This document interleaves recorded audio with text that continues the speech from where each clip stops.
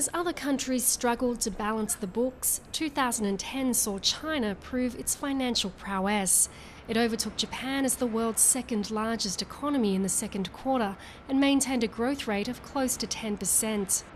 This brought new confidence to Beijing's diplomatic relations as it challenged the US on trade issues and reasserted territorial claims in the region.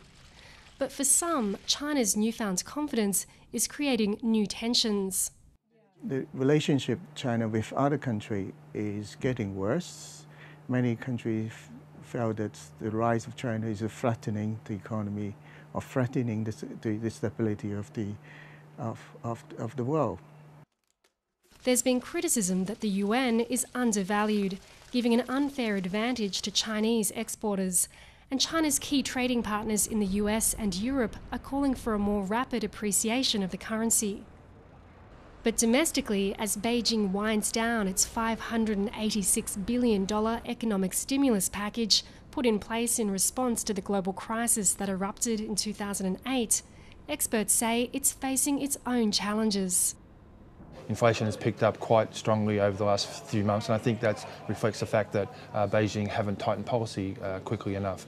Going back 6 months ago, they were still very worried about the growth outlook, and so they delayed making a move to normalise policy. We think that they now have to go into play catch up, and we're expecting interest rate hikes over the next 6 months or so. There are ongoing fears of a bubble in the real estate sector, and now inflation is contributing to rising food costs. It has a definite impact on lower-income people, so controlling prices is very necessary, because lower-income people aren't in the minority, they're not a small part of the population. Ever wary of the potential for unrest, the government has introduced a range of measures in order to try to keep prices down and, importantly, allay public concern.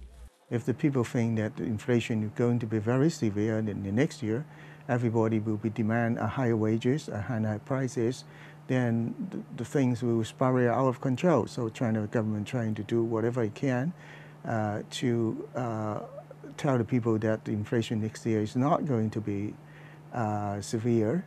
And with a new tighter monetary policy being put in place, 2011 will see whether China can maintain its new reputation as a global economic leader.